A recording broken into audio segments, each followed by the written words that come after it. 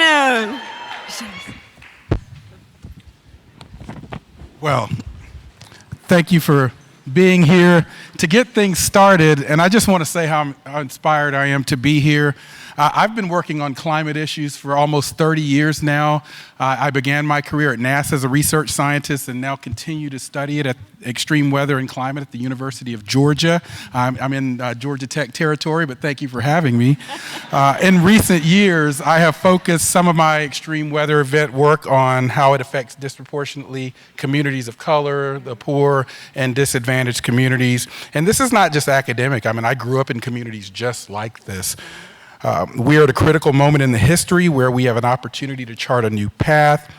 Over the past 2 years, with the Inflation Reduction Act, the Bipartisan Infrastructure Law, and the CHIPS and Science Act, there has been significant progress made towards addressing climate change.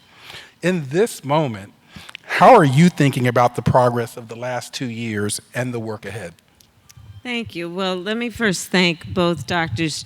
Shepard and Bolden for your work.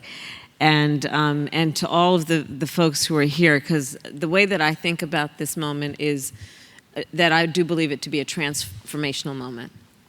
But in order for us to truly achieve that capacity, it's going to require all to be involved, and that's going to be about our scientists, our researchers, our academicians, but it's going to be about our students, it's going to be about our unions, it's going to be about the private sector, it's going to be about our teachers, it's going to be about our youth leaders. It is going to take a whole of community, and I will say on behalf of the administration, a whole of government approach to understanding the excitement that we should all feel about the opportunity of this moment. And then also thinking of it in a way that we understand the intersection between so many movements that have been about a fight for justice and how we should see that intersection then in the context of this moment in the way that we can actually potentially, I do believe, and actually I'm much more optimistic than that, close some of the gaps that have long existed around which communities have what resources, around which communities are disproportionately and adversely affected by our failure to act or take seriously issues like clean water as an example. And so I'm very excited about this moment because, as you said, Dr. Shepard, what our administration has been able to do in these last 2 years, in very large part because of all the people here who have been demanding it for years, is through the Bipartisan Infrastructure Law, through the Inflation Reduction Act, which, by the way, the Inflation Reduction Act alone was $370 billion to address climate, but we have now looked at the total amount of all that is going to be put in through the Inflation Reduction Act and the Inflation Act. Act, you don't want to hear all these names, right? But we're looking at least $1 trillion to hit the streets of America to address some of these issues. And that's very exciting. Around, again, what is a moment where we should think of it as not being about incremental change and slowly moving the needle, but jumping onto a new plateau. And so that's how I think about it. I think about it in the context of establishing a whole new industry, a clean energy economy. And for the students who are here, whether you are studying to be in human resources or to be an engineer or in the School of Communications, what it's going to require of you to jump to this new plateau and have the bright minds who will be thinking then about these traditional occupations and skills through the lens of what we will do that is about sustaining and growing and thriving in a new clean energy economy. So that's the macro way that I'm looking at it. I also look at it through the lens of being the Vice President of the United States, having been, thank you. And because like you, I have a background of also caring about this, but in the role that I have of, having by this point, 2 years in, I've met with 100 world leaders, in person or by phone, most in person, kings, chancellors, presidents, and prime ministers. And almost to a 1 in the conversations that I have with them, I raise this issue. Either because when I am talking with certain world leaders, for example, recently we convened the African Union leaders to talk about the impact of extreme climate on those nations, on those countries, and the impact that is both about energy security and food security. Thinking about it, when I have convened, as I've now done 3 times, the CARICOM countries, the Caribbean countries, where we are looking at the reality, and I have been very, some would say, out there a bit, but that's fine with me, to talk about how, we sneeze and they catch a cold. Because you look at the biggest emitters of greenhouse gas emissions, and they are the most industrial, and in the United States is one of them. And then you look at the Caribbean nations, as an example, island nations, which are not the biggest emitters. They are some of the lowest emitters, but are paying the biggest price because of course, they're island nations. And so you're looking at everything from land erosion to what it also means in terms of recognizing that for most of them, the biggest source of their GDP is tourism, and what the extreme climate means in terms of a reduction of tourism and a direct impact and hit to their GDP. So these are all of the ways, just to start this conversation, that I think about this moment. But it is a moment of great opportunity. Thank you. Thank you. That's amazing. I'm still shocked to be here in your presence, Madam Vice President. So it's extremely exciting that we actually have an administration that's taking the climate crisis so seriously. And though I'm an oceanographer now, I discovered my passions for climate science, justice, and equity from experiences growing up in landlocked Tennessee. Up there aren't necessarily discussions about climate change from the perspective of sea level rise, but what we do talk about are severe flooding and drought events that are becoming more and more frequent and more intense, regularly displacing people and entire communities who have little voice or socioeconomic means to adapt, much like you said in your most recent answer. I witnessed this in my own community growing up, and the concern that climate-related impacts will continue to compound and continue to disproportionately impact the same communities serve as a great motivator for my chosen career. And I think that it's important for us to understand how our own lived experiences inform this work. So for you, as the first woman and person of color to serve in the role of vice president, the first vice president to attend an HBCU, the first of many things, how have all of those firsts impacted your approach to this work? And I'm very proud to serve, and I do also recognize the broad shoulders upon which I stand, so I will start with that. I grew up, I was born in Oakland, California. I was raised by a community that was very deeply steeped in civil rights. My parents met when they were active marching and shouting for justice in the civil rights movement. And I have always thought of this issue through the lens of justice, in large part because I was raised to think about fairness and equity. And when I looked at this issue, it was just so very clear, to your point, that that the communities that were disproportionately impacted by, for example, poor air quality. It doesn't take much to realize that some of the poorest air quality zones in our nation are the same places where people of color and low-income communities live.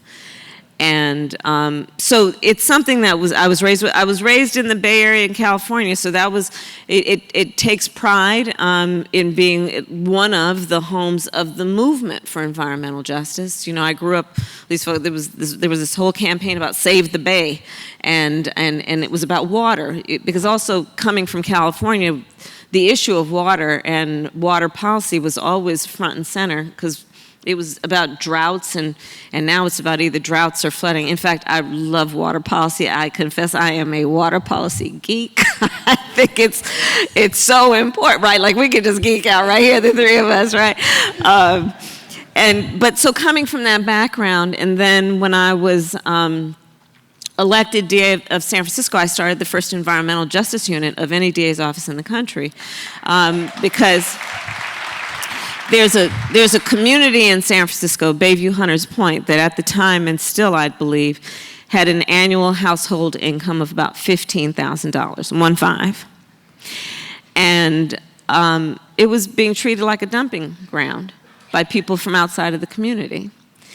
And I decided to take on the issue in a way that was about saying, look, there's some bad actors in this who are coming into the community and treating, in particular, a community of black families as though they don't have the same rights that everyone else does to, health and well-being. When I was Attorney General, we took on everything from oil companies to taking on what we need to do around consumer protection on these issues. And then in the Senate, there was that work as well, which was also about paying attention to the diversity of extreme weather issues. Again, coming from California, we're talking about wildfire and drought, and then of course, in the South and the Eastern Seaboard, we're talking about a combination of floods and hurricanes and all that means. And so I grew up with the issue in many ways, but it is, I think, one of the most pressing issues of our time. And again, now with our administration, as you have said, prioritizing what we need to do around solutions, let's just jump in it and jump forward, but do it in a way that it is inclusive and that we are asking the communities that are affected to lead and not telling them what we're going to do for them. Thank you. Amazing. Amazing. And one of the things I think you're hearing the Vice President say, and it's something I often say, is this is not about polar bears. I like polar bears. They're cute. But this is about kitchen table issues that affect lives in Oakland, California, and Canton, Georgia, and Nashville, Tennessee. I want to talk about the historic investments the administration has made. There are a lot of components, but one of my favorite personally, and I have to sneak this in being a University of Georgia professor, is the engineering with nature and nature-based solutions component. Yes. We're doing quite a bit of that at UGA with the Army Corps of Engineers because we know, as you noted, atmospheric rivers in California, hurricanes, so forth, disrupting our coastal communities and our communities inland as well. With all this federal investment, what is one of the parts that you are most excited about? Well, there are a lot, and I really would love for you to talk a little bit more about your work, Dr. Shepard, because I think it is something that is very exciting, and it seems to be remote and very high level, which of course it is in terms of the level of knowledge that one must have to do what you do, but it's also very accessible in terms of lived experiences. But one of the things that excites me most, I'm very, again, excited about water policy. And so by that I mean, the importance of all of us understanding that I believe that access to clean water should be a right and not just a privilege of those who can afford it, right? And that's everything from getting rid of lead in pipes, which is a big area of focus for our administration, which I've been among the leaders on, which is to get rid, our goal with the infrastructure money is to get rid of all lead pipes and service lines within the next 9 years. You look at Flint, Michigan, and you look at so many other places that have suffered, where our babies have been drinking water that is toxic. And it impacts their health, it impacts their ability to learn. I mean, again, this is what I mean about the intersection, right? Because it's an environmental issue, but it is also an educational justice issue and an equity issue around education, and it's also a public health issue, right? So water policy is very important to me for that reason. But one of the other areas where I'm very particularly interested and excited about is electric vehicles, and in particular, electric school buses. So, electric school buses. 25 million children a day during the week go to school on the school bus. Who of us went to school on the school bus? Right. Okay, so I think my numbers are right, but somewhere around 95%, over 90% of the school buses that are picking up our children, that the school bus driver is driving, so we're talking about workplace safety, where the teacher and the teacher's aide and all of the people who are involved in the education system are standing there when that school bus is idling to help the kids get on, help diesel fuel, and they're inhaling all that. So again, the piece that is about the public health piece, the piece that is about what that means in terms of asthma rates and what children miss in terms of school because they have an asthma attack. All of that stuff related. But here's the other piece about electric school buses. We're building them right here in the United States. We're building them right here in the United States and have the potential to be a worldwide leader. And why should that be exciting? Because that's about jobs. That's about good paying jobs, because the jobs to build those buses require folks to be in union apprenticeships where they will be getting an incredible education to do the work that is about engineering, about being an electrician, to build those buses, to fuel not only through electricity, these buses getting these kids to school, but also fuel our economy and strengthen our economy, which is about growing jobs, it's about US-based manufacturing. So for so many reasons, that's one of the components of what we're doing right now that excites me. Thank you very much for that answer. And I drove here in an electric car, so I'm really excited about them as well. Don't believe the hype and some of the critics out there. Do your research, because it really is our future. Well, we also have rebates in the work that we've been doing, and not only rebates to purchase an electric vehicle, but the first time where we now have thousands of dollars of rebates to buy a used electric vehicle. Passenger vehicle. So that's very important to know as well, because again, when we talk about equity, yes, it should not be that only the people who have, wealth can have access to electric vehicles. What is that, right? If we agree that it's about public health for everybody, and if it's about emissions that affect everybody, everyone should be able to partake in moving into this new green energy and clean energy economy. Amazing, thank you. As a self-proclaimed automotive enthusiast, I share that passion for electric vehicles, and I'm adding electric buses to that list I'm now, with you. yeah. I'm going to Minnesota tomorrow, actually. Oh, very cool. And there's an electric transit bus work that's happening there. Oh, and wow. again, transit bus, right? So public transportation. Right. Exactly. Who's taking public transportation? And, right? Who's sitting at the bus stop waiting for that bus? Mm-hmm. And who's driving the bus? Right? So just thinking about, again, the whole ecosystem around this. Absolutely. Yeah. The future of public transit, particularly electrified public transit. It's amazing. It's kind of really a good example of how climate policy impacts so many of our daily life activities, even from the individual to community levels, right? Something that I have found incredibly enlightening and rewarding, even in my short career so far as an academic, are efforts aimed at community resilience policy because of its potential to explicitly and increase equitable and inclusive incorporation. Focusing on climate policies that are grassroots and incorporate science, community perspectives, and day-to-day real-world interactions with climate variability and its multifaceted impacts. I've heard that you also love to dig in on policy issues in this kind of really nitty-gritty, multifaceted way. So what is one example of a climate policy issue that you are most passionate about? Water policy would be probably the I surprise.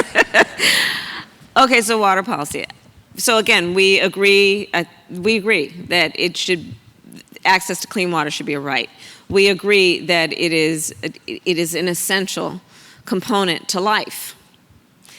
And we also agree it is precious. And when we look at extreme climate, we see that we are experiencing drought around the world. By the way, when you think about the scarcity of water, also understand it's a national security issue. Understand it doesn't take much to just think about and reflect on the fact that if people don't have water where they live, they will leave where they live. If they cannot grow food where they live, they will leave where they live, and they will go to other places. And if we think about this in a global perspective, and they will invariably go to places that speak a different language and pray to a different God. And what do you think might happen then? You are probably looking at the beginning of conflict. We are seeing changing patterns around the world based on the scarcity of natural and essential resources. So again, when I think about water policy, I put it in a context that is both local in terms of Flint or in terms of Mississippi, and I think about it in a global perspective. So water policy, let's diversify water policy. Let's think with an equal amount of priority around everything from conservation to recycling to what we are doing to capture rainwater.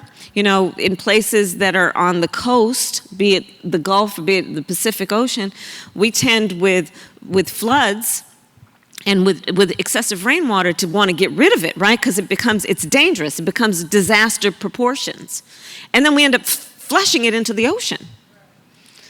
Whereas if we were thinking in a smarter, more long-term way about the precious nature of this, we would invest equally, again, conservation, recycling, but also water capture, storage. And then thinking about storage, it's smarter instead of having it above ground where it can evaporate underground. Again, that's all about jobs. We need engineers, we need architects, we need the bricklayers and the pipe fitters and the electricians to do this work. And then we're talking also about desalination, which presents interesting issues in terms of the electricity that generates, and so we have to think about that solar and wind turbine, and again, another ecosystem that we need to think through. But water policy it really does excite me, and there's a lot of good work to be done there. Thank you so much. And it really brings to bear something that you said when you talk about resources and sustainability and resilience. I mean, I'm thinking about a project that both Isaiah and I are involved in right now here between Georgia and Georgia Tech called Upcycle. It's not dealing with water policy, but we're thinking about negative emission technologies and changing the climate or modifying aspects of how we work in our technological society because we know the downstream implications. Right. I want to talk about one of those downstream implications right now. One of the most immediate impacts of the climate crisis is on public health and the inequities it exacerbates. Mm-hmm. I've done work in this area with something I call the extreme weather climate gap, which gets at exactly what you're talking about, this idea that certain communities are disproportionately impacted, not just from sort of the direct impacts from these extreme weather climate events, from the follow-on sort of diseases associated with floodwaters and extreme heat sustained over time. Just down the street, we've identified communities here in Atlanta that are disproportionately exposed to flooding and heat, for example, in some of our work. So how have you seen the impacts of the climate crisis on public health? They're extreme, and I think I'd love that we could each share, because I think it'd be helpful also for especially the students who are here to hear your path, Dr. Shepard and Dr. Bolden. Sure, I'm happy to do that. Sure. I would love to. Why don't we start there, but then I'll bring up things like urban zones around no trees and what that means, what we look at in terms of the extreme climate and how that could affect an issue that I've long worked on, like maternal mortality. There are a lot of things there, but can we talk a little bit first about the two of you and your path to being where you are now? Because we need more of you. We do. We certainly do. I'll start. And again, we're in awe of your presence, so thank you so much for joining us. And by the way, Phi Ski, I'm going to slip that in because I'm an alpha.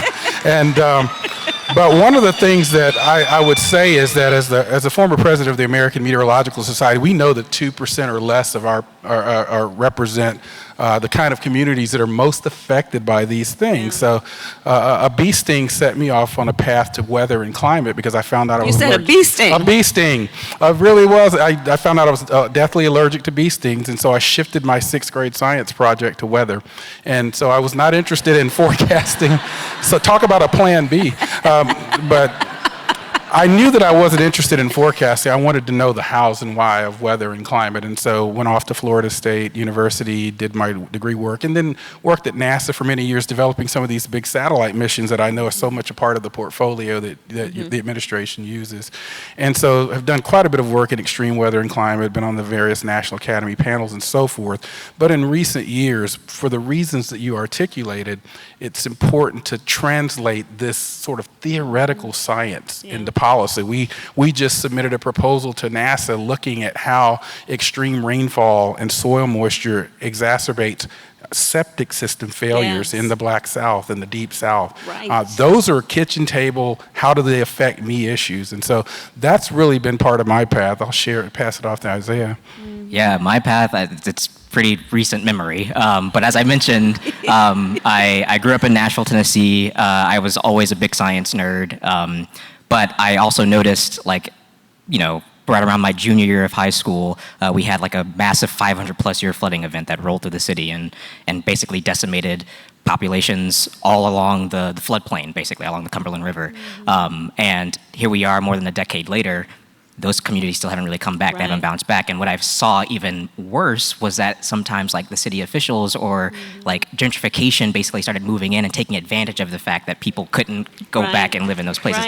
And so I kind of had this passion burgeoning right then and there happen, you know, like kind of traumatic, but things like this get born out of trauma a lot of times. As someone who is like got this aptitude for science, aptitude for math, but then seeing that the science is not reaching the public in the way that it should, what can I then do with my career as an environmental scientist to generate data and get that data into the hands of people who could do something with it and better adapt?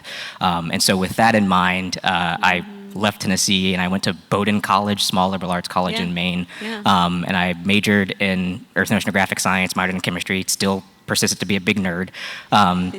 And I basically discovered that if I really want to understand the variability of climate on timescales that humans care about, that I could do something about, then I probably should understand the ocean. Oops, excuse me.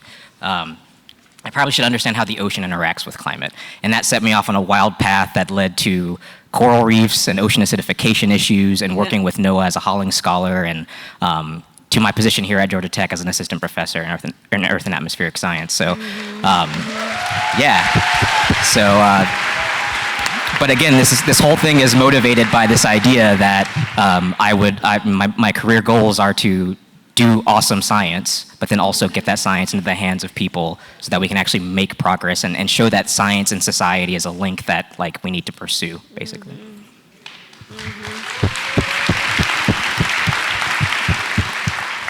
You know, as you both were talking, it's reminding me, I mean, the connections, right? So going back to the issue of lead pipes, the mothers and the fathers and the grandmothers and the grandfathers in the communities that have been suffering from these have been fighting for years and years and years.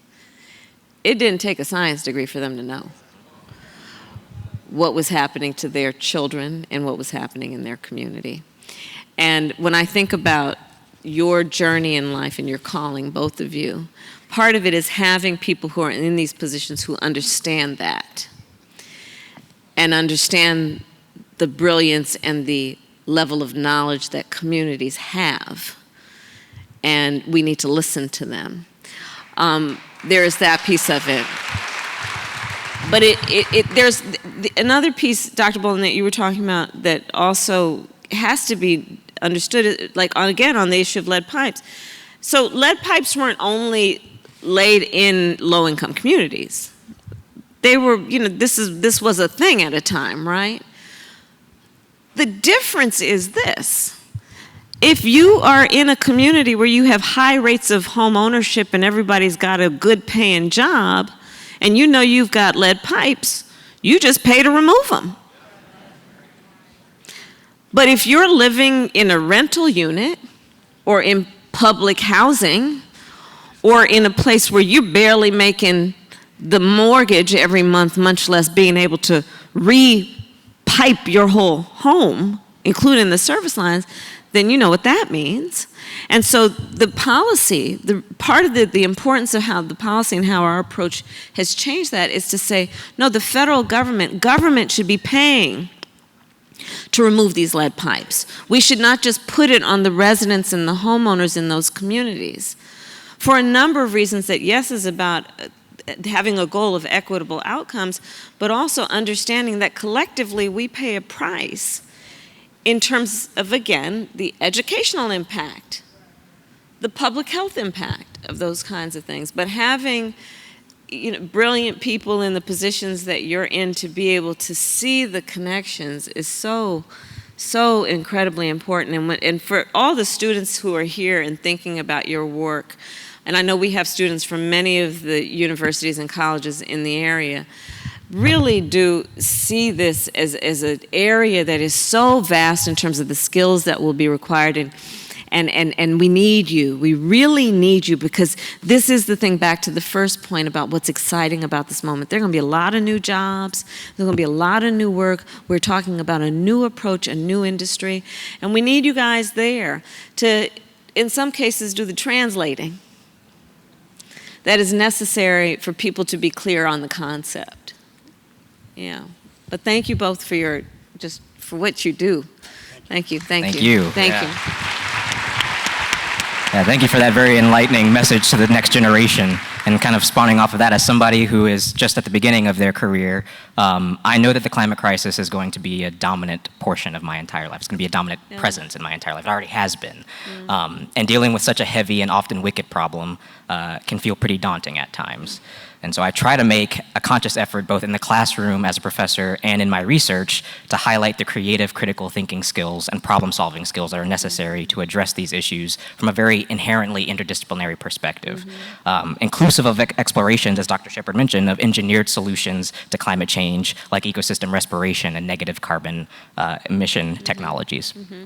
In these ways, I'm trying to leverage my role at Georgia Tech to do my part to change what it truly means to be a geoscientist. We need to get more comfortable wearing many hats, from the academic to the social. Right. So in your role as vice president, Yes. you have to deal with all kinds of issues, not just climate-related ones. So when it comes to tackling the climate crisis, what keeps you going, and how do you maintain perspective?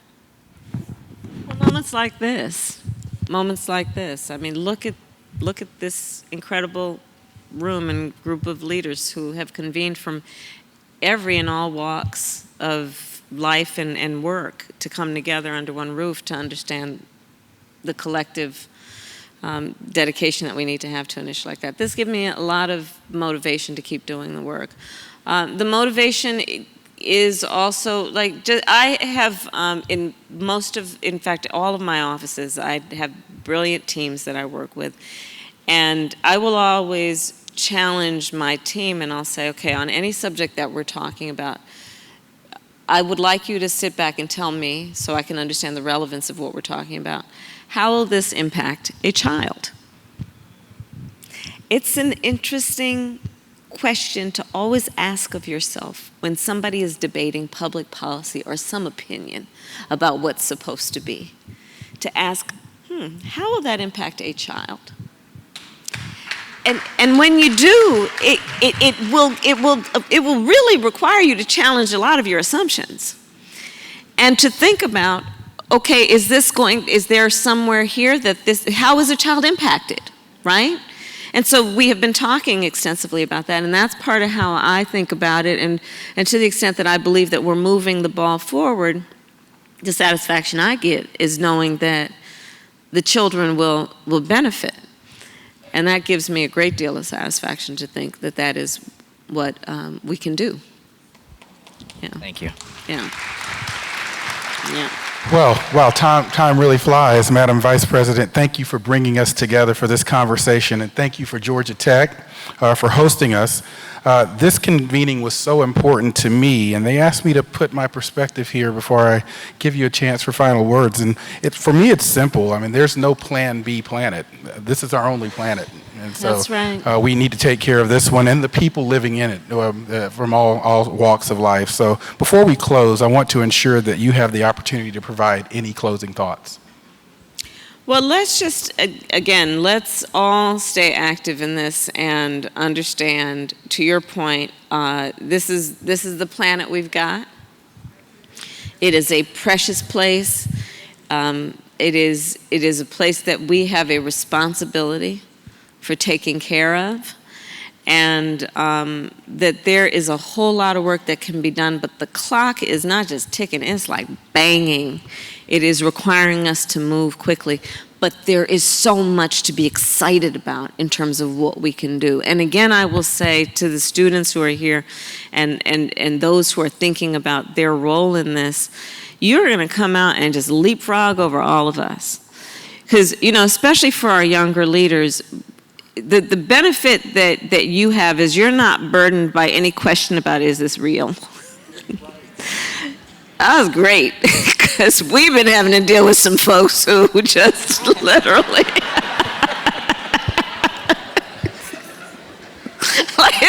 we're kind of like, have you looked out the window?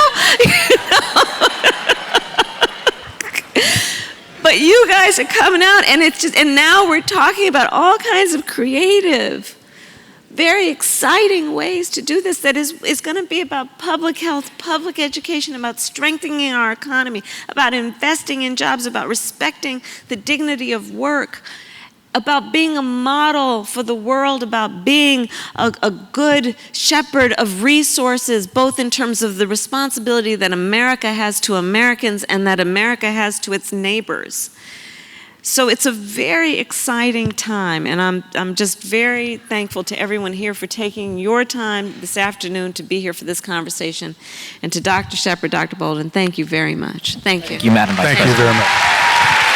Thank you, and that concludes our program today. Thank you.